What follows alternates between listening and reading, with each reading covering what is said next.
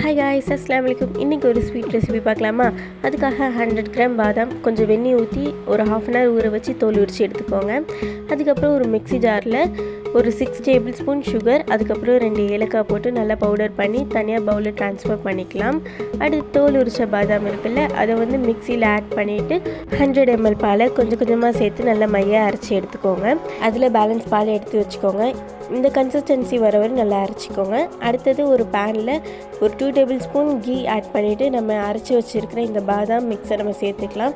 அது கூட பாலை கொஞ்சம் அதில் அலசி சேர்த்துக்கலாம். அதுக்கப்புறம் சுகர் பவுடர் வச்சுருக்கோம்ல, அதையும் சேர்த்துட்டு நல்லா மிக்ஸ் பண்ணி விட்டுக்கோங்க. கைவிடாமல் நல்லா கிளறிக்கோங்க. அதுக்கப்புறம் லாஸ்ட்டாக 2 டேபிள் ஸ்பூன் நெய் சேர்த்துட்டு ஒரு 2 செகண்ட் நம்ம வந்து மிக்ஸ் பண்ணிவிட்டு ரெடி ஆகிடும். அதுக்கப்புறம் அது கொஞ்சம் நேரம் கூல் பண்ணிவிட்டு கொஞ்சம் நெய் தடவி ரோலிங் பின்னை வச்சு நல்லா தேய்ச்சி விட்டுட்டு பீஸ் போட்டுருங்க. அவ்வளோதான், இந்த ஸ்வீட் ரெசிபி ரெடி.